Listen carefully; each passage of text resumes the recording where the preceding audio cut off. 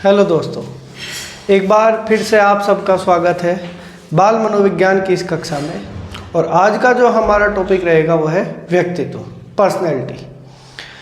दोस्तों, टॉपिक को हम 4 भागों में कवर करेंगे, तो वीडियो थोड़ी सी बड़ी हो सकती है, तो आप वो मत समझना। पहले व्यक्तित्व क्या है, व्यक्तित्व के प्रकार, व्यक्तित्व के सिद्धांत, व्यक्तित्व को प्रभावित करने वाले कारक, और अंत में आता है व्यक्तित्व मापन की विधियाँ। जैसे आप सभी ने सुना होगा CAT, चिल्ड्रन एप्रिसिएशन टेस्ट, या बाल अंतर्बोध परीक्षण, या TAT, थीमेटिक एप्रिसिएशन टेस्ट, या प्रासंगिक अंतर्बोध परीक्षण, भाटिया बैटरी परीक्षण, 16 PF क्वेश्चनेयर, या 16 प्रश्नोत्तरी। ये सब हम व्यक्तित्व को मापने के लिए हम प्रयोग करते हैं। तो टॉपिक को हम बिल्कुल स्टार्टिंग से लेकर चलेंगे और अंत तक। तो वीडियो थोड़ी सी बड़ी हो सकती है, कोशिश करेंगे 2 पार्ट में इसको कवर कर ले। ठीक है, तो आइए शुरू करते हैं। बात आती है कि व्यक्तित्व क्या है। सामान्य भाषा में व्यक्ति के शारीरिक सौष्ठव मीन्स शरीर की बनावट, व्यवहार कुशलता, व्यक्ति किस प्रकार से दूसरों के साथ व्यवहार करता है, और तीसरी चीज है कि पद गौरव, कि व्यक्ति अपने आप को किस पद पर आसीन करता है। इन सभी से ही व्यक्ति के व्यक्तित्व को समझा जाता है। अगर हम बात करें हमारे भारतीय दृष्टिकोण की, जो वेदों में और वेदों के जो सहायक उपनिषद है, षट दर्शन है, उनमें व्यक्तित्व के बारे में यह बताया गया है कि व्यक्ति के मन, बुद्धि और आत्मा के विकास को ही व्यक्ति का व्यक्तित्व समझा गया है। एक बार मैं फिर से रिपीट कर देता हूँ, व्यक्ति के मन, बुद्धि और आत्मा के विकास को ही व्यक्ति का व्यक्तित्व समझा गया है। लेकिन बात कहाँ आती है कि व्यक्ति के आत्मा, मन और बुद्धि के विकास को हम बहुत अच्छे से माप नहीं सकते। बुद्धि को हम बुद्धि लब्धि में माप सकते हैं, लेकिन उसके भी सभी पहलुओं को नहीं मापा जा सकता। आत्मा और मन की बात करें तो हम उसको माप नहीं सकते हैं। तो इस दृष्टिकोण को हम थोड़ा सा भी क्या कर देते हैं, छोड़ देते हैं। इसी के साथ साथ जब बात आती है पाश्चात्य संस्कृति की बात आती है, जिसमें पर्सनैलिटी या व्यक्तित्व को किससे लिया गया है, मतलब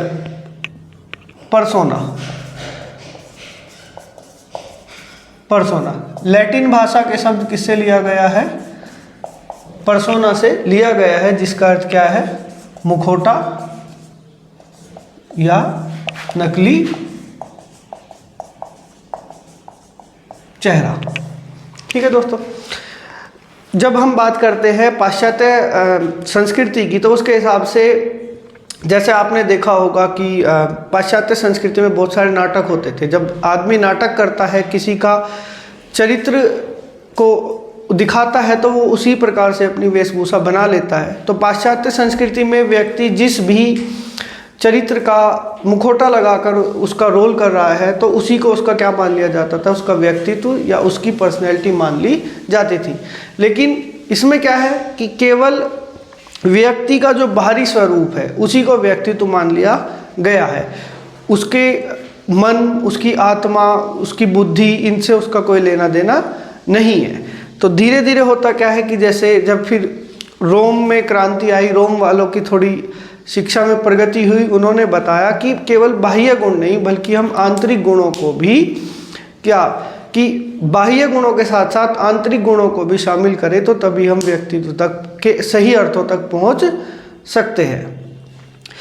बहुत इसके बाद जब धीरे धीरे मनोविज्ञान का उदय हुआ, मनोविज्ञान में बहुत सारे मनोवैज्ञानिक आए, उन्होंने बहुत सारी तरीके की अपनी अलग अलग परिभाषाएं दी और उसके आधार पर व्यक्तित्व को,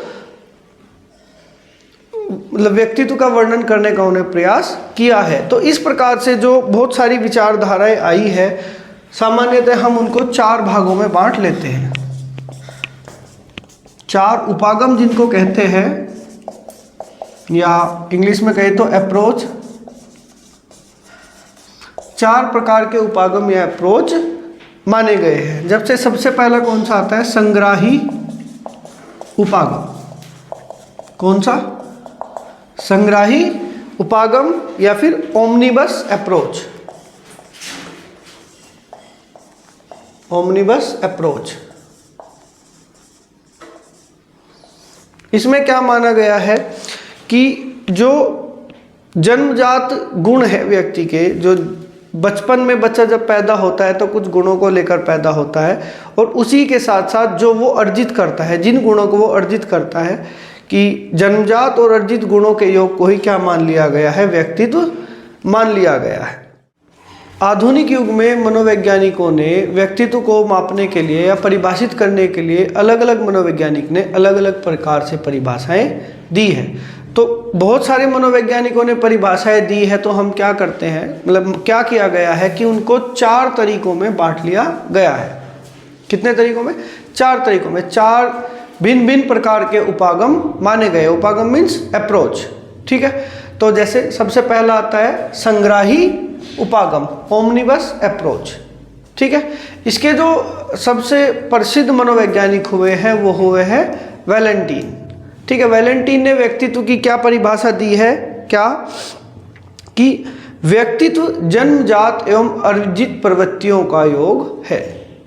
जन्मजात एवं अर्जित प्रवृत्तियों, कुछ हमारी प्रवृत्तियां होती हैं, मूल प्रवृत्तियां, जो हम जब हमारा बच्चे का जन्म होता है, जैसे भूख प्यास काम क्रोध, वो उसी के समय उत्पन्न होती है। और कुछ हम प्रवृत्तियां अर्जित करते हैं समाज को देखकर, किसी से प्रभावित होकर, उसी तरीके से। तो इनके हिसाब से जो व्यक्तित्व है वो जो बच्चे में जन्मजात जो शारीरिक और मानसिक गुण होते हैं, और उन्हीं के साथ साथ बच्चा जो जिन लक्षणों को अर्जित करता है उनका योग क्या कहलाता है, व्यक्तित्व, ठीक है। तो आप इस परिभाषा को ध्यान रखिएगा, कई बार एग्जाम में ये पूछी जा चुकी है, क्या कि व्यक्तित्व जन्मजात एवं अर्जित प्रवृत्तियों का योग है। किसके अनुसार? वैलेंटीन के अनुसार। इसके बाद दूसरा उपागम आता है समाकलनात्मक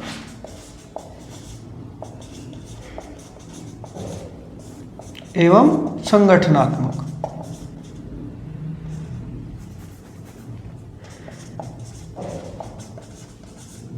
उपागम इंटीग्रल एवं ऑर्गेनाइजेशनल अप्रोच। ये अप्रोच क्या कहती है कि व्यक्तित्व किन्हीं लक्षणों से प्रभावित नहीं होता है, कि व्यक्ति के अंदर कोई लक्षण है और उसी से उसका व्यक्तित्व परिभाषित हो जाएगा। ये क्या कहती है कि जो लक्षण मनुष्य में है उन्हीं को अगर आगे बढ़ाया जाए, या उन्हीं का समाकलन या इंटीग्रेशन, जब वो बढ़ जाते हैं बहुत, तो वही व्यक्ति के व्यक्तित्व को प्रभावित करते हैं। जैसे इसमें जो सबसे मुख्य मनोवैज्ञानिक हुए वो है मैकर्डी। मैकर्डी ने क्या कहा है कि व्यक्तित्व प्रतिरूपों, रुचियों का वह समाकलन है जो उसके व्यवहार को एक विशेष प्रकार के वैयक्तिक रूप प्रदान करता है। वैयक्तिक रूप मीन्स भिन्न, हर व्यक्ति का एक भिन्न जो मिजाज होता है, तो वे लक्षण बढ़कर हर व्यक्ति को एक अलग मिजाज देते हैं जो सबसे भिन्न होता है, और वही उसका व्यक्तित्व होता है। तीसरा उपागम आता है पदानुक्रम उपागम।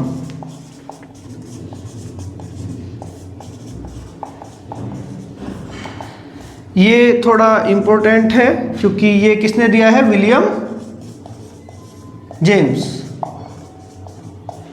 किसने दिया है? William James. आपने सुना भी होगा कि कई जगह तो मनोविज्ञान का जनक भी, इनको आधुनिक मनोविज्ञान का जनक किसको मान लिया गया है, विलियम जेम्स को माना गया है।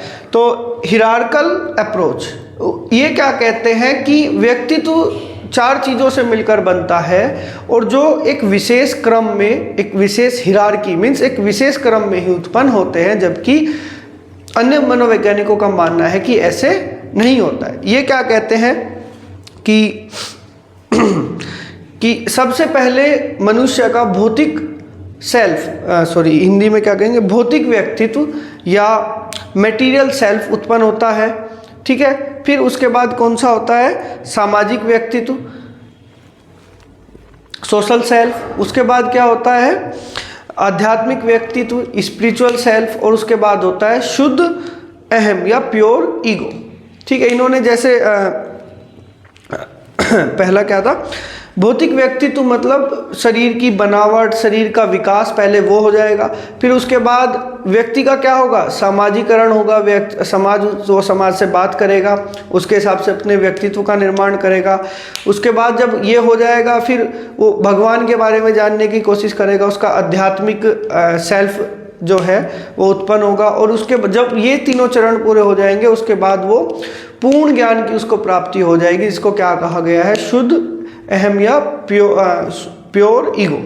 लेकिन मनोवैज्ञानिकों का मानना है कि ये चीज़ें बचपन से ही बच्चे में उत्पन्न होती है। बच्चा जब बड़ा हो रहा होता है, बच्चा बाल्यावस्था से गुजरता है, शैशवावस्था से गुजरता है या किशोरावस्था से गुजरता है, तो ये चीज़ें तभी से उत्पन्न होना शुरू हो जाती है। बच्चा केवल कि जब उसका शारीरिक विकास पूरा हो जाएगा वो तब सामाजिक नहीं होगा।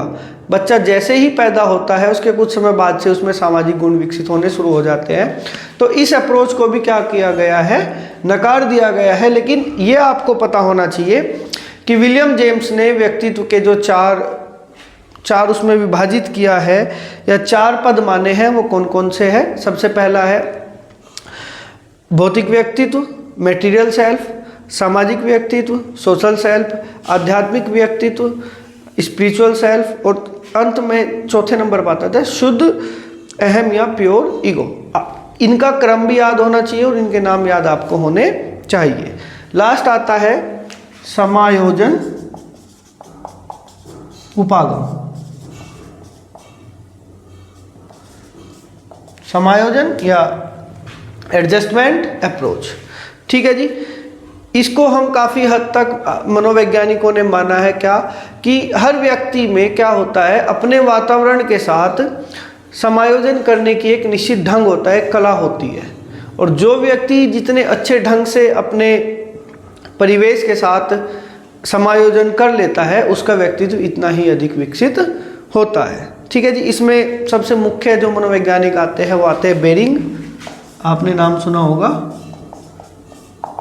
बेरिंग। बेरिंग क्या कहते हैं कि व्यक्ति का अपने वातावरण के साथ उचित समायोजन है। क्या कि व्यक्ति का अपने वातावरण के साथ उचित समायोजन है, या किसी भी व्यक्ति की अपने वातावरण के साथ समायोजन करने की जो कुशलता होती है वही उसका व्यक्तित्व कहलाता है। इन चारों उपागमों का अध्ययन करने के बाद एक मनोवैज्ञानिक है ऑलपोर्ट, आलपोर्ट भी कहते हैं, जिसको आपने सुना होगा। आलपोर्ट ने फिर क्या किया है, एक नई परिभाषा दी है। तो बस मैं इसलिए बता देता हूँ क्योंकि आपको परिभाषा कई बार एग्जाम में पूछ ली जाती है, तो आप नोट कर सकते हैं। अगर आप लिखना चाहे तो लिख सकते हैं क्या, कि व्यक्तित्व व्यक्ति के अंदर उन मनोशारीरिक संस्थानों का गत्यात्मक संगठन है जो वातावरण के साथ उसका एक अनूठा समायोजन स्थापित करता है। गत्यात्मक मीन्स डायनामिक, लचीलापन, और मनोशारीरिक मीन्स मन और शरीर का संयुक्त रूप से काम करने की क्रिया। इसमें 3 पद आए हैं, मनोशारीरिक, शरीर और मन का एक साथ मिलकर काम करना, गत्यात्मक संगठन, लचीलापन। बिल्कुल फिक्स नहीं होता कि इसमें बहुत सारी ऊपर नीचे हो सकती है, हर आदमी का अलग ढंग होता है। और अनूठा समायोजन मीन्स हर व्यक्ति का हर घटना के प्रति प्रतिक्रिया देने का एक निश्चित ढंग होता है। इसी को क्या माना गया है, ऑलपोर्ट के अनुसार व्यक्तित्व माना गया।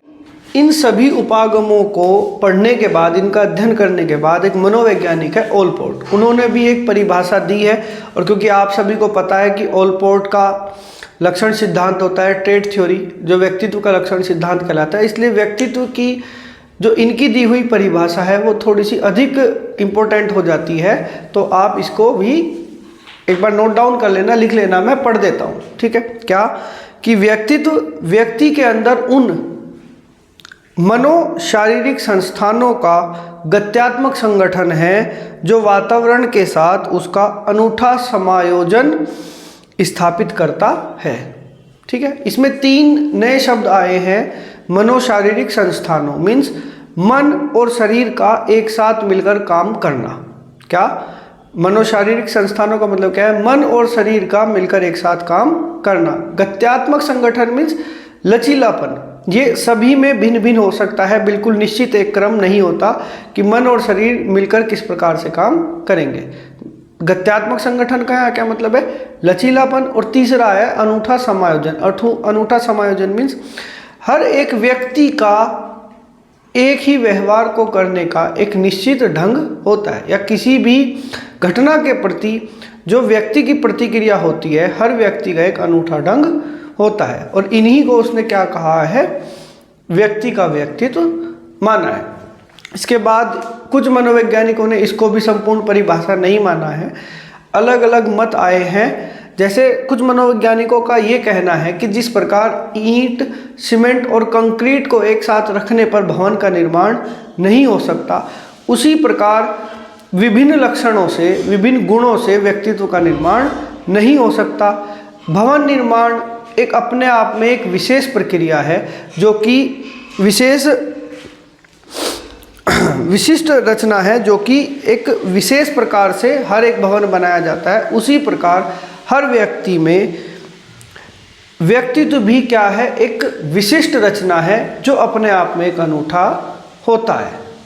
ठीक है, जैसे साधु का एक अपना अलग व्यक्तित्व होता है, राजनेता का एक अपना अलग व्यक्तित्व होता है, डाकू का अपना एक अलग व्यक्तित्व होता है, और साहूकार का अपना एक अलग व्यक्तित्व होता है। लेकिन गुण लगभग बहुत सारे सेम होते हैं सब में, लेकिन हर व्यक्तित्व भिन्न होता है।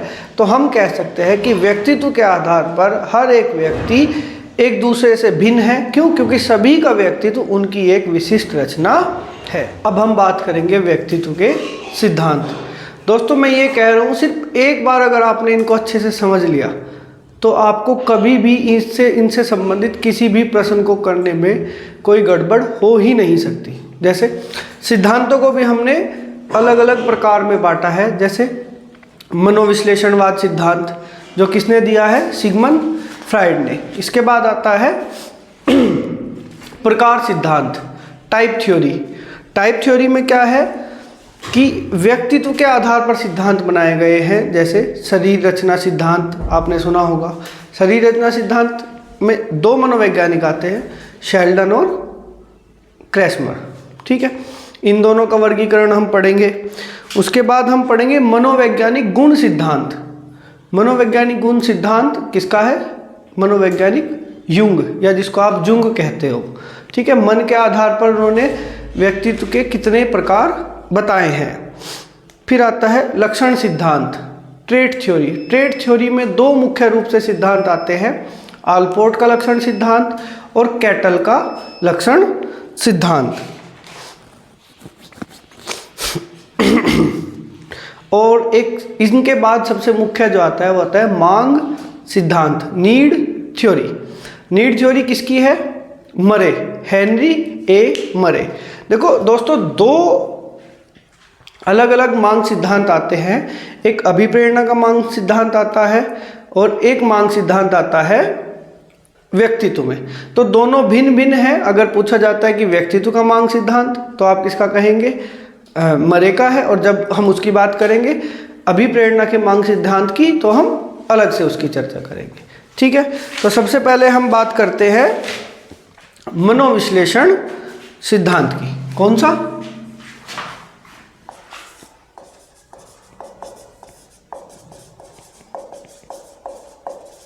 मनोविश्लेषण सिद्धांत। मनोविश्लेषण शब्द अधिकांशतः जहां आता है आप सभी को पता है किसका नाम आता है? सिगमंड फ्राइड का। किसका? Sigmund Freud. तो आप कई बार ये पूछ लिया जाता है कि व्यक्तित्व का मनोविज्ञान सिद्धांत किसने प्रतिपादित किया है, तो हम क्या कहेंगे? सिगमंड फ्राइड ने। ठीक है जी। अब इसको जितनी डिटेल में पढ़ना चाहे पढ़ सकते हैं, क्योंकि ये टॉपिक खुद 1 घंटे 2 घंटे का हो सकता है। लेकिन मैं यहाँ केवल उन जरूरी बातों की चर्चा करूँगा जो हमारे इस टॉपिक के लिए ज़रूरी है। फ्राइड कहते हैं कि व्यक्ति का जो व्यक्तित्व है वो चेतन मन की अपेक्षा अवचेतन मन से अधिक प्रभावित होता है। क्या? कि चेतन मन की अपेक्षा किससे? अवचेतन मन से अधिक प्रभावित होता है। जो हमारी दमित इच्छाएं हैं वो हमारे अवचेतन मन में जाकर संग्रहित हो जाती है और वो ही इच्छाएं हमें क्या करती है, प्रभावित करती है और हम उनको पूर्ण करने का जो प्रयास करते हैं उसी के आधार पर हमारे व्यक्तित्व का निर्माण होता है। इसके लिए फ्रायड ने 3 चीज़ों के बारे में बताया है। आपने सुना होगा इदम, जिसको क्या कहते हैं, ईड, अहम, ईगो और परा है, सुपर ईगो। ठीक है दोस्तों, इदम, ईड, ये मान लीजिए कि ईड क्या है, जब मनुष्य की ईड उस पर हावी है तो मनुष्य एक जानवर है। ईड जब हावी होता है, ईड मन की वह अवस्था है कि जब व्यक्ति बिना किसी क्रिया का परिणाम सोचे उसको कर देता है, तब क्या कह सकते हैं कि मनुष्य क्या हावी है उस पर, मनुष्य का इदम हावी है, मनुष्य का ईड हावी है। बिल्कुल मनुष्य जैसे भूख लगी है तो आदमी क्या करेगा, उसको खाना चोरी कर लेगा, छीन लेगा, कुछ भी कर सकता है। ठीक है, वो उसका परिणाम नहीं सोचेगा। कहीं हद तक ये भी माना गया है कि जो रेपिस्ट होते हैं उनका भी क्या होता है, इदम उन पर हावी होता है। ठीक है, क्योंकि जब ये हावी होता है तो व्यक्ति किसी घटना के परिणाम नहीं सोच सकता, उसके रिजल्ट के बारे में नहीं सोच सकता और वो उस कार्य को कर देता है। ठीक है दोस्तों, मैं आपको बता देता हूँ। और ईड में किसकी प्रधानता होती है, ईड में अवचेतन मन की प्रधानता होती है। और अवचेतन मन में क्या छिपा रहता है, हमारी दमित इच्छाएं। फ्रायड ने ये माना है कि अगर ये हमारा मस्तिष्क है, इसका 9/10 भाग और 1/10 भाग ये क्या होता है, चेतन मन। और 9/10 भाग क्या होता है, अवचेतन मन। तो मनुष्य को अगर कोई जानता है तो इतना, जो मनुष्य सभी को दिखाता है। बाकी सारी उसकी दबी हुई इच्छाएं किस में रहती है, उसके अवचेतन मन में। यह माना गया है कि मनुष्य का अवचेतन मन पानी में तैरती हुई बर्फ की उस चट्टान के समान है जिसका अधिकांश भाग छिपा रहता है। इसमें हमारी सारी दमित इच्छाएं हैं जिनको हम वास्तविक रूप से बिल्कुल सामने से पूरी नहीं कर सकते और वो इच्छाएं हमें पूरी करनी है। तो दमित इच्छाएं कहाँ रहती है, हमारे अवचेतन मन में। उसके बाद क्या आता है, ईगो, अहम। ये सबसे मुख्य है। अहम क्या करता है कि जितनी भी इच्छाएं अवचेतन मन में छिपी हुई है उनकी प्रतिपूर्ति करने की कोशिश करता है वास्तविकता के आधार पर।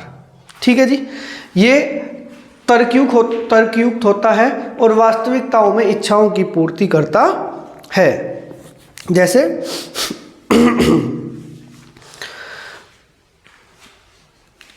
हमारा अहम हमको वास्तविक परिस्थितियों के साथ समायोजन करना सिखाता है कि अवचेतन मन की इच्छाएं भी पूरी हो जाए जो उसमें छिपी हुई है, और जो सामाजिक नियम है बने हुए हैं, जो सामाजिक नियम है वो भी ना टूटे।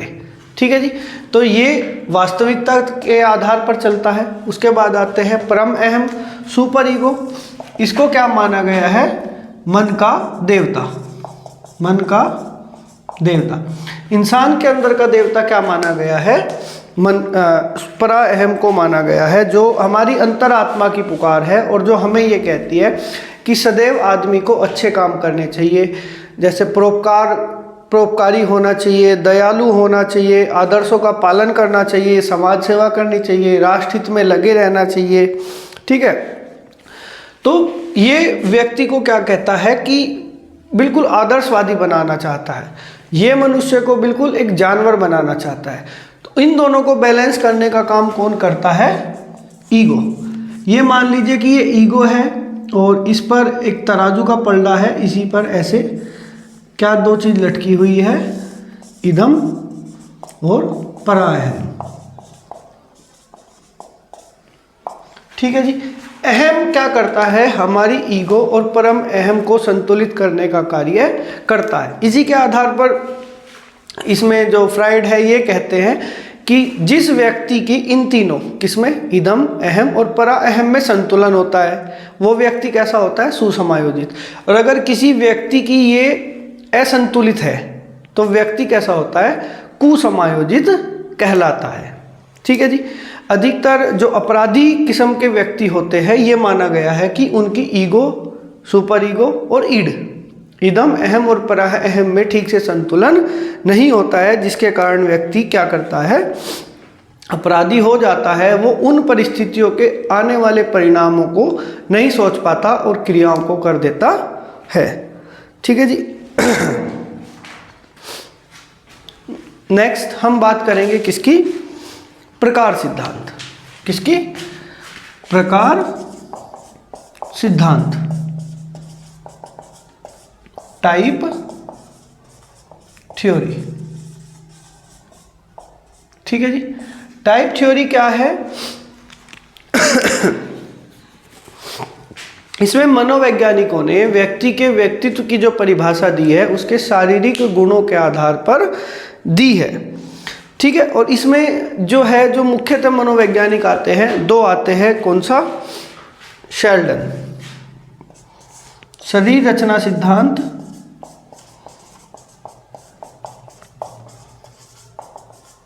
किसने दिया है ये? शेल्डन। शेल्डन ने यहाँ क्या कहा है कि शेल्डन का मानना है कि व्यक्ति की शारीरिक संरचना और उसके व्यक्तित्व के बीच एक बहुत गहरा संबंध होता है। तो इन्होंने व्यक्तित्व के क्या किया है कि 3 प्रकार बताए हैं। ठीक है। कौन कौन से? गोलाकार,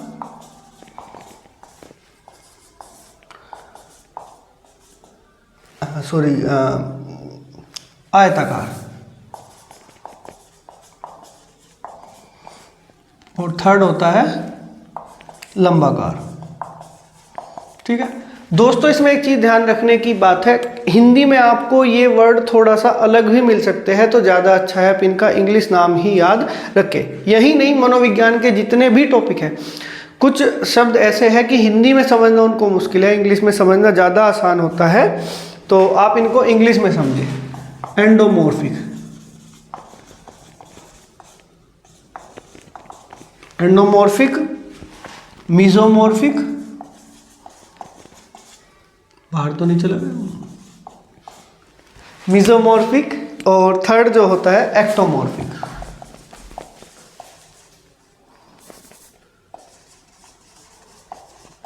ठीक है, बस मैं आपको नाम पता होना चाहिए। वो क्या करेगा, 3 नाम इसमें से ले लिए, एक नाम ले लेगा क्रैस्मर वाले में से।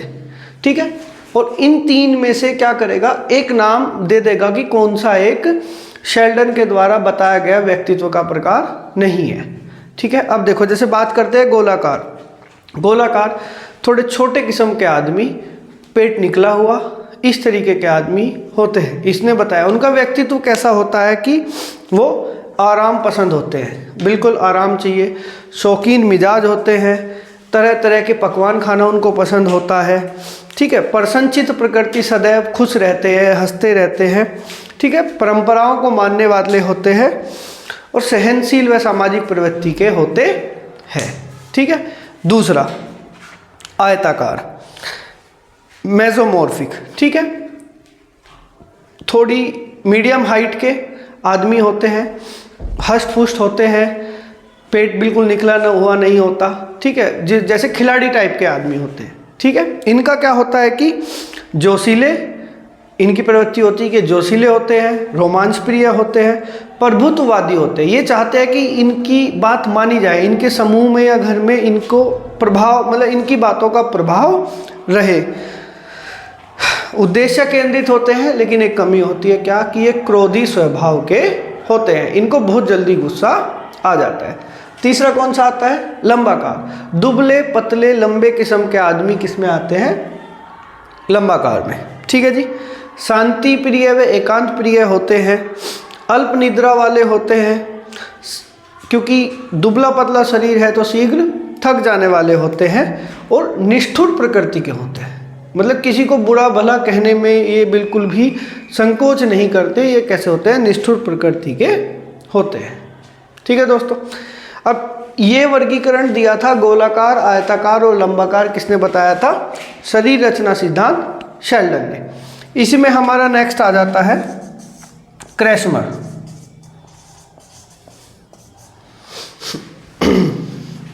या कई जगह इसको क्रेचमर भी दे देते हैं, क्रेचमर का सिद्धांत।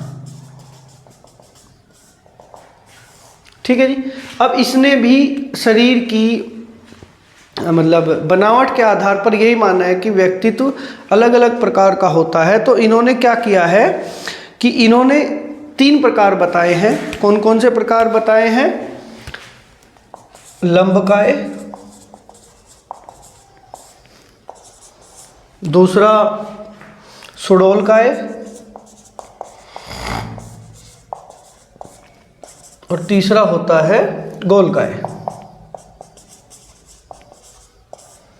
ठीक है जी। एस्थेटिक,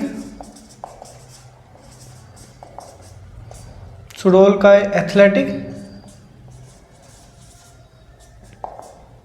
और गोलकाय को इसने क्या कहा है? पाइनिक। ठीक है जी।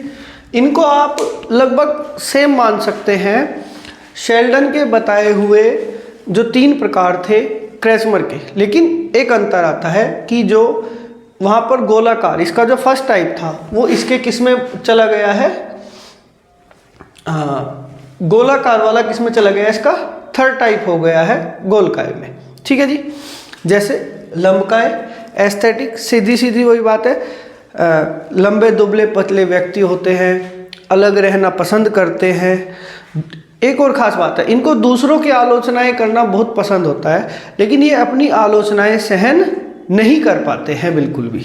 ठीक है जी। दूसरा सुडोलकाय, एथलेटिक नाम से ही पता चल रहा है, एक खिलाड़ी की तरह कैसे होते हैं? हष्ट-पुष्ट, सामान्य कद के होते हैं, स्वस्थ पुष्ट व्यक्ति होते हैं और सामान्य व्यक्तियों की अपेक्षा इनमें सामंजस्य करने की क्षमता अधिक होती है। गोलकाय वही जो इसका गोलाकार था कि छोटे कद के व्यक्ति, हष्ट-पुष्ट व्यक्ति, ठीक है जी, आराम तलब होते हैं, विनोदी स्वभाव के होते हैं, प्रसन्नचित स्वभाव के होते हैं। बस थोड़ा सा नाम में अंतर है, तो आप देख लीजिएगा, इंग्लिश वाले नाम में अलग है और हिंदी वाले नाम तो लगभग एक से ही है। तो आप इसमें कोशिश करें कि दोनों नाम को आप याद रखें। समानार्थक शब्दों को हटाया। इन 4500 में से भी इसने क्या किया? 200 प्रवृत्तियां सेलेक्ट की। कितनी? 200। अब इसके बाद क्या इन्होंने फिर इनका विश्लेषण किया, जिसको क्या बोलते हैं? Factor analysis. क्या? Factor analysis. फैक्टर एनालिसिस करके इन्होंने, या फैक्टर एनालिसिस को हिंदी में क्या कह सकते हैं? कारक विश्लेषण करके इन्होंने इसमें से कुल 35 प्रवृत्तियां छांट ली। ठीक है जी। किसने? कैटल ने। आलपोर्ट की 18,000 प्रवृत्तियों में से कैटल ने छांट के कितनी प्रवृत्तियां कर दी? 35 प्रवृत्तियां। अब इन 35 प्रवृत्तियों को उन्होंने 2 भागों में बांट दिया। ठीक है जी। किस किस भाग में? सतही लक्षण या सरफेस ट्रेट्स और स्रोत लक्षण। ठीक है जी, सोर्स ट्रेट्स। ठीक है जी। पहले 18,000 में से 4500, 4500 में से 200 और 200 में से फाइनलाइज करी कितनी? 35। अब इन 35 को 2 भागों में बांट दिया, सतही लक्षण और स्रोत लक्षण।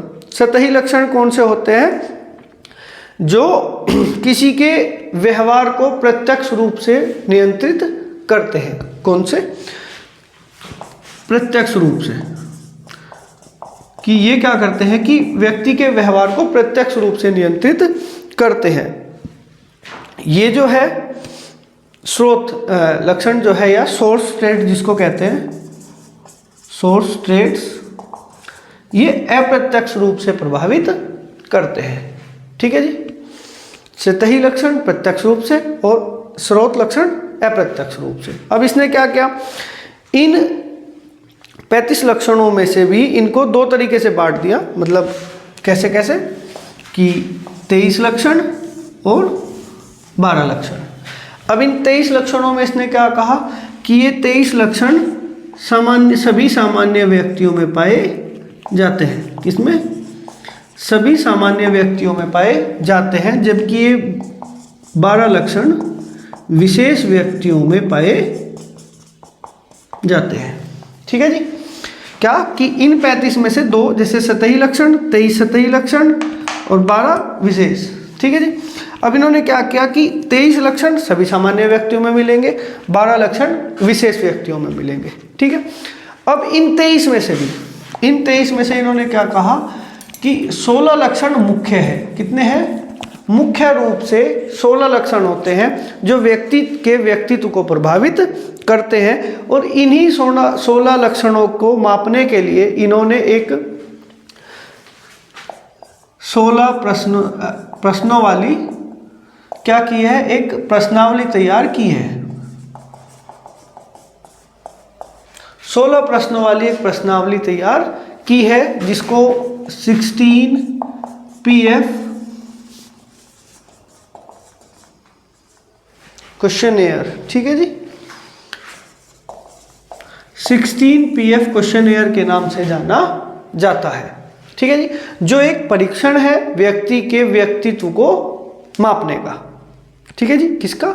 व्यक्ति के व्यक्तित्व को मापने के लिए एक परीक्षण है 16 PF क्वेश्चनेयर, जिसका नाम है, अगर ये आता है कि ये किसने दिया है तो ये किसने दिया है, कैटल ने दिया है, RB कैटल, ये आप ध्यान रखिएगा। ठीक है जी।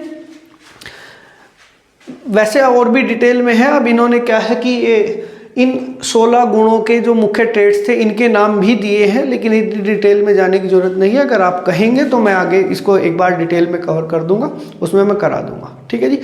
तो ये था किसका, कैटल का लक्षण सिद्धांत। अब देखो, वही लक्षण अल्पोर्ट ने 18,000 बताए हैं, कैटल ने मुख्य करके 16 बता दिए हैं, और एक अलग मनोवैज्ञानिक हुए हैं नॉर्मैन। कौन? नॉर्मैन। इन्होंने इन लक्षणों की संख्या कितनी बताई है? 5। यह आपको याद रखने की आवश्यकता है। ठीक है जी। अब इसमें लास्ट जब हम सिद्धांतों की बात करते हैं तो एक चौथा टाइप है नेक्स्ट, जिसको हम क्या कहते हैं, मांग सिद्धांत। क्या कहते हैं? मांग सिद्धांत। ठीक है जी। अलग प्रकार है, ये लक्षण सिद्धांत से अलग है। मांग सिद्धांत, नीड थ्योरी। ठीक है जी। किसने दी है? मरे ने, मनोवैज्ञानिक मरे ने। देखो ये ध्यान रखना है, जहां आता है व्यक्तित्व का मांग सिद्धांत वो किसने दिया है? मरे ने। और जहां आता है अभिप्रेरणा का मांग सिद्धांत वो आता है मैस्लो, अब्राहम मैस्लो। तो दोनों में कंफ्यूज नहीं होना है, ये देख लेना है कि किसका मांग सिद्धांत की बात की जा रही है। अब मरे मनोवैज्ञानिक क्या कहते हैं कि इनका मानना है कि मानव एक प्रेरित जीव है। प्रेरित का मतलब समझते हो? मोटिवेटेड, जो चीज़ों से क्या होता है, मोटिवेट होता है। मानव एक प्रेरित जीव है जो अपनी अंतर्निहित आवश्यकताओं और बाहरी दबावों के कारण उत्पन्न तनावों को कम करने के लिए प्रयत्न करता है, और इन्हीं आंतरिक मांगों के आधार पर ही उसके व्यक्तित्व को परिभाषित किया जाता है। ठीक है। प्रेरित जीव है मतलब जैसा देखेगा उस तरीके का बनने का प्रयास करेगा, उस तरीके का प्रयास करेगा। लेकिन होता क्या है, समाज का दबाव होता है कि व्यक्ति हर कोई काम नहीं कर सकता। ठीक है। तो अब वो क्या करेगा कि इन जो शारीरिक रूप से जो दबाव है, इन दबाव को कम करने का प्रयास करेगा, उसी के आधार पर वो कार्य करेगा, और उसी कार्य के आधार पर हम उसके व्यक्तित्व का वर्णन करेंगे। ठीक है जी।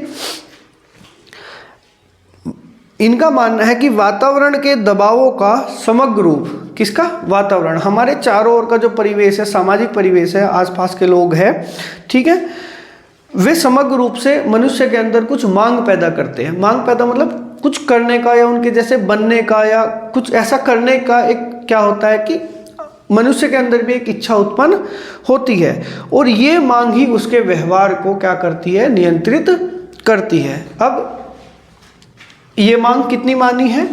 मरे ने ये कितनी मांगी है? 24 मांग मानी है कि इस तरीके की 24 मांग होती है। जैसे 2-4 मैं उदाहरण के तौर पर बता देता हूँ। जैसे संप्राप्ति की मांग, संप्राप्ति का मतलब अचीवमेंट की मांग, कुछ बन के दिखाऊं, कुछ अचीव करके दिखाऊं।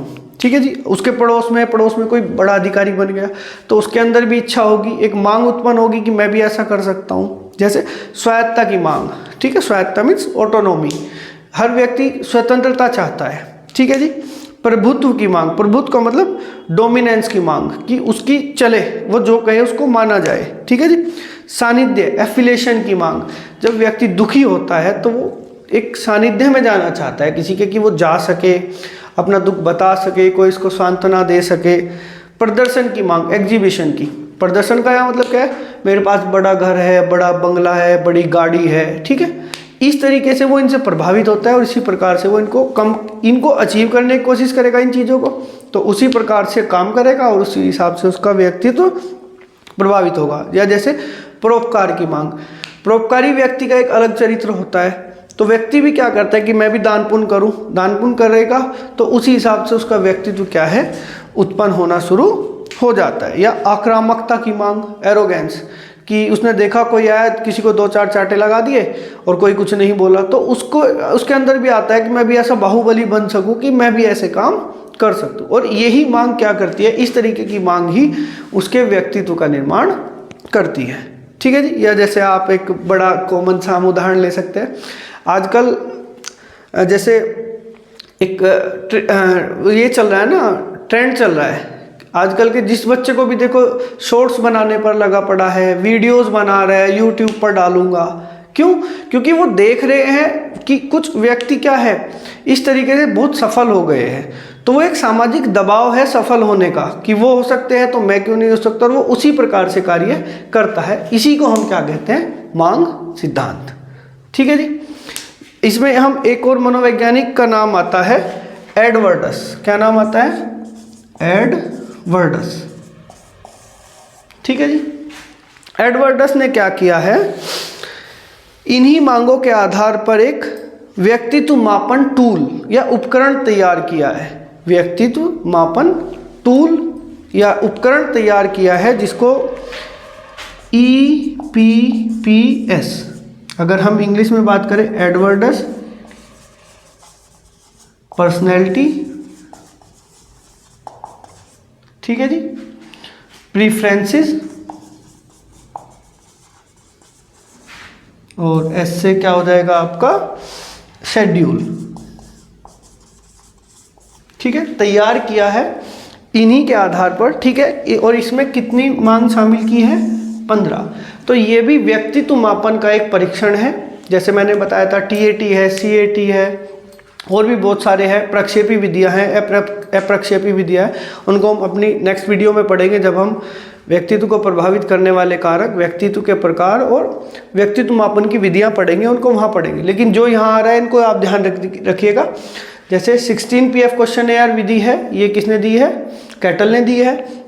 इसी प्रकार से एडवर्डस ने 15 मांगों के आधार पर एक टूल या उपकरण तैयार किया है, प्रश्न 15 मांगों के आधार पर, और उन्हीं के आधार पर वो व्यक्ति के व्यक्तित्व का निर्धारण करते हैं। तो आप ये ध्यान रखिएगा, EPPS, एक तो इसकी फुल फॉर्म आपको पता होनी चाहिए, Edwards personal preferences, sorry personality नहीं, पर्सनल, माफ कीजिएगा,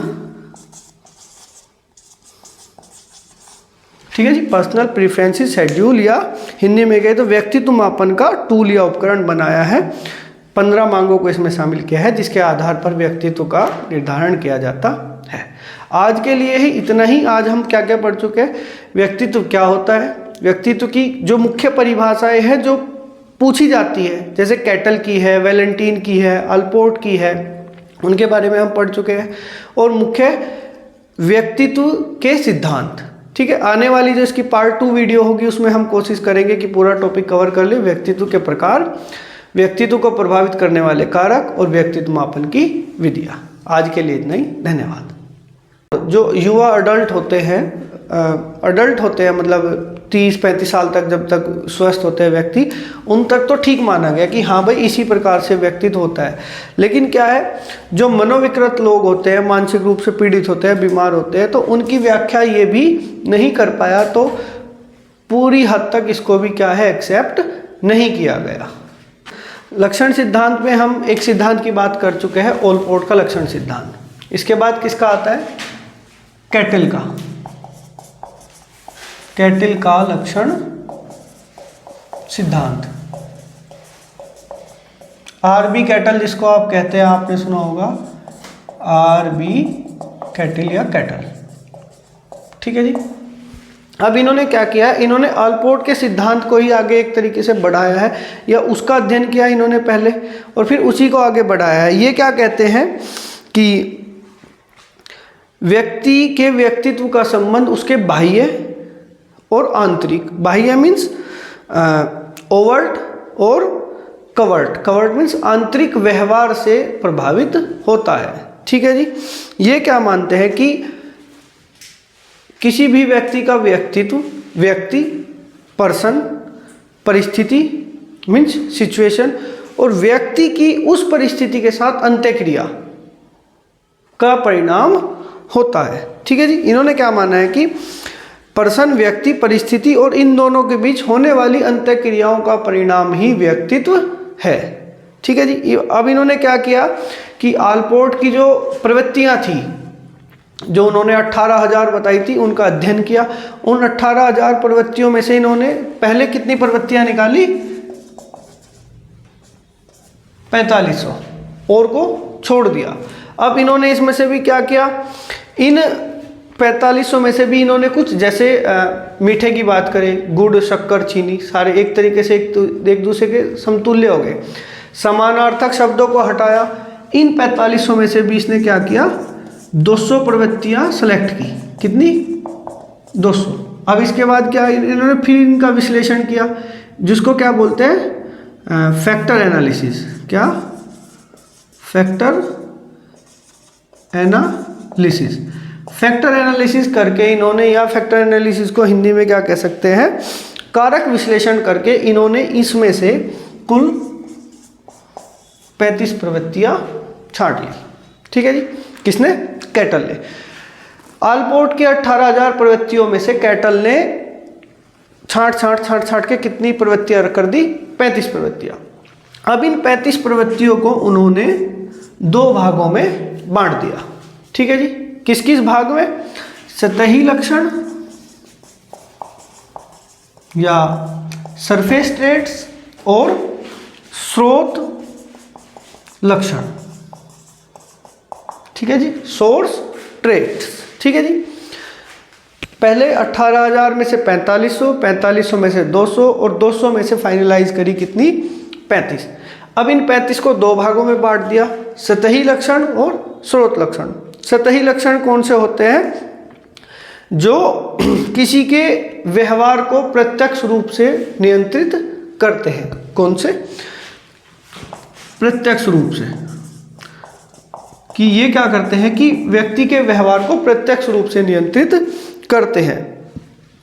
ये जो है स्रोत लक्षण जो है, या सोर्स ट्रेट जिसको कहते हैं, सोर्स ट्रेट्स, ये अप्रत्यक्ष रूप से प्रभावित करते हैं। ठीक है जी। सतही लक्षण प्रत्यक्ष रूप से और स्रोत लक्षण अप्रत्यक्ष रूप से। अब इसने क्या किया, इन 35 लक्षणों में से भी इनको 2 तरीके से बांट दिया। मतलब कैसे कैसे कि 23 लक्षण और 12 लक्षण। अब इन 23 लक्षणों में इसने क्या कहा कि ये 23 लक्षण सभी सामान्य व्यक्तियों में पाए जाते हैं। किसमें? सभी सामान्य व्यक्तियों में पाए जाते हैं, जबकि ये 12 लक्षण विशेष व्यक्तियों में पाए जाते हैं। ठीक है जी। क्या कि इन 35 में से 2, जैसे सतही लक्षण, 23 सतही लक्षण और 12 विशेष। ठीक है जी। अब इन्होंने क्या किया कि 23 लक्षण सभी सामान्य व्यक्तियों में मिलेंगे, 12 लक्षण विशेष व्यक्तियों में मिलेंगे। ठीक है। अब इन 23 में से भी, इन 23 में से इन्होंने क्या कहा कि 16 लक्षण मुख्य है। कितने हैं? मुख्य रूप से 16 लक्षण होते हैं जो व्यक्ति के व्यक्तित्व को प्रभावित करते हैं। और इन्हीं 16 लक्षणों को मापने के लिए इन्होंने एक 16 प्रश्नों वाली क्या की है, एक प्रश्नावली तैयार की है। 16 प्रश्नों वाली एक प्रश्नावली तैयार की है, जिसको 16 PF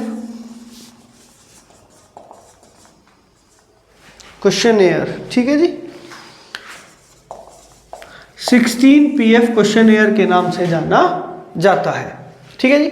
जो एक परीक्षण है व्यक्ति के व्यक्तित्व को मापने का। ठीक है जी। किसका? व्यक्ति के व्यक्तित्व को मापने के लिए एक परीक्षण है 16 PF क्वेश्चनएयर, जिसका नाम है, अगर ये आता है कि ये किसने दिया है तो ये किसने दिया है, कैटल ने दिया है। आरबी कैटल, ये आप ध्यान रखिएगा, ठीक है जी। वैसे और भी डिटेल में है। अब इन्होंने क्या है कि इन 16 गुणों के जो मुख्य ट्रेड्स थे इनके नाम भी दिए हैं, लेकिन इतनी डिटेल में जाने की जरूरत नहीं है। अगर आप कहेंगे तो मैं आगे इसको एक बार डिटेल में कवर कर दूंगा, उसमें मैं करा दूंगा, ठीक है जी। तो ये था किसका, कैटल का लक्षण सिद्धांत। अब देखो वही लक्षण आलपोर्ट ने 18,000 बताए हैं, कैटल ने मुख्य करके 16 बता दिए हैं, और एक अलग मनोवैज्ञानिक हुए हैं नॉर्मैन। कौन, नॉर्मैन। इन्होंने इन लक्षणों की संख्या कितनी बताई है, 5। यह आपको याद रखने की आवश्यकता है, ठीक है जी। अब इसमें लास्ट जब हम सिद्धांतों की बात करते हैं तो एक चौथा टाइप है नेक्स्ट, जिसको हम क्या कहते हैं, मांग सिद्धांत। क्या कहते हैं, मांग सिद्धांत, ठीक है जी। अलग प्रकार है ये, लक्षण सिद्धांत से अलग है। मांग सिद्धांत, नीड थ्योरी, ठीक है जी। किसने दी है, मरे ने, मनोवैज्ञानिक मरे ने। देखो ये ध्यान रखना है, जहां आता है व्यक्तित्व का मांग सिद्धांत वो किसने दिया है, मरे ने, और जहां आता है अभिप्रेरणा का मांग सिद्धांत वो आता है मैस्लो, अब्राहम मैस्लो। तो दोनों में कंफ्यूज नहीं होना है, ये देख लेना है कि किसका मांग सिद्धांत की बात की जा रही है। अब मरे मनोवैज्ञानिक क्या कहते हैं कि इनका मानना है कि मानव एक प्रेरित जीव है। प्रेरित का मतलब समझते हो, मोटिवेटेड, जो चीज़ों से क्या होता है, मोटिवेट होता है। मानव एक प्रेरित जीव है जो अपनी अंतर्निहित आवश्यकताओं और बाहरी दबावों के कारण उत्पन्न तनाव को कम करने के लिए प्रयत्न करता है, और इन्हीं आंतरिक मांगों के आधार पर ही उसके व्यक्तित्व को परिभाषित किया जाता है, ठीक है। प्रेरित जीव है मतलब जैसा देखेगा उस तरीके का बनने का प्रयास करेगा, उस तरीके का प्रयास करेगा। लेकिन होता क्या है, समाज का दबाव होता है कि व्यक्ति हर कोई काम नहीं कर सकता, ठीक है। तो अब वो क्या करेगा कि इन जो शारीरिक रूप से जो दबाव है, इन दबाव को कम करने का प्रयास करेगा, उसी के आधार पर वो कार्य करेगा, और उसी कार्य के आधार पर हम उसके व्यक्तित्व का वर्णन करेंगे, ठीक है जी। इनका मानना है कि वातावरण के दबावों का समग्र रूप, किसका, वातावरण, हमारे चारों ओर का जो परिवेश है, सामाजिक परिवेश है, आसपास के लोग हैं, ठीक है, वे समग्र रूप से मनुष्य के अंदर कुछ मांग पैदा करते हैं। मांग पैदा मतलब कुछ करने का या उनके जैसे बनने का या कुछ ऐसा करने का एक क्या होता है कि मनुष्य के अंदर भी एक इच्छा उत्पन्न होती है, और ये मांग ही उसके व्यवहार को क्या करती है, नियंत्रित करती है। अब ये मांग कितनी मानी है, मरे ने ये कितनी मांगी है, 24 मांग मानी है कि इस तरीके की 24 मांग होती है। जैसे 2-4 मैं उदाहरण के तौर पर बता देता हूँ। जैसे संप्राप्ति की मांग, संप्राप्ति का मतलब अचीवमेंट की मांग, कुछ बन के दिखाऊं, कुछ अचीव करके दिखाऊं, ठीक है जी। उसके पड़ोस में कोई बड़ा अधिकारी बन गया तो उसके अंदर भी इच्छा होगी, एक मांग उत्पन्न होगी कि मैं भी ऐसा कर सकता हूँ। जैसे स्वायत्तता की मांग, ठीक है, स्वायत्तता मीन्स ऑटोनॉमी, हर व्यक्ति स्वतंत्रता चाहता है, ठीक है जी। प्रभुत्व की मांग, प्रभुत्व का मतलब डोमिनेंस की मांग, कि उसकी चले, वो जो कहे उसको माना जाए, ठीक है जी। सानिध्य, एफिलिएशन की मांग, जब व्यक्ति दुखी होता है तो वो एक सानिध्य में जाना चाहता है किसी के, कि वो जा सके, अपना दुख बता सके, कोई इसको सांत्वना दे सके। प्रदर्शन की मांग, एग्जीबिशन की, प्रदर्शन का यहाँ मतलब क्या है, मेरे पास बड़ा घर है, बड़ा बंगला है, बड़ी गाड़ी है, ठीक है। इस तरीके से वो इनसे प्रभावित होता है, और इसी प्रकार से वो इनको अचीव करने की कोशिश करेगा इन चीज़ों को, तो उसी प्रकार से काम करेगा और उसी हिसाब से उसका व्यक्तित्व प्रभावित होगा। या जैसे परोपकार की मांग, परोपकारी व्यक्ति का एक अलग चरित्र होता है, तो व्यक्ति भी क्या करता है कि मैं भी दान पुण्य करूं, दान पुण्य करेगा तो उसी हिसाब से उसका व्यक्तित्व क्या है, उत्पन्न होना शुरू हो जाता है। या आक्रामकता की मांग, एरोगेंस, कि उसने देखा कोई आया, किसी को 2-4 चांटे लगा दिए और कोई कुछ नहीं बोला, तो उसको उसके अंदर भी आता है कि मैं भी ऐसा बाहुबली बन सकूं, कि मैं भी ऐसे काम कर सकूं। और यही मांग क्या करती है, इस तरीके की मांग ही उसके व्यक्तित्व का निर्माण करती है, ठीक है जी। या जैसे आप एक बड़ा कॉमन सा उदाहरण ले सकते हैं, आजकल जैसे एक ये चल रहा है ना, ट्रेंड चल रहा है आजकल के, जिस बच्चे को भी देखो शॉर्ट्स बनाने पर लगा पड़ा है, वीडियोस बना रहा है, यूट्यूब पर डालूंगा। क्यों? क्योंकि वो देख रहे हैं कि कुछ व्यक्ति क्या है, इस तरीके से बहुत सफल हो गए हैं, तो वो एक सामाजिक दबाव है सफल होने का, कि वो हो सकते हैं तो मैं क्यों नहीं हो सकता, और वो उसी प्रकार से कार्य करता है। इसी को हम क्या कहते हैं, मांग सिद्धांत। ठीक है जी। इसमें हम एक और मनोवैज्ञानिक का नाम आता है एडवर्डस। क्या नाम आता है, एडवर्डस। ठीक है जी।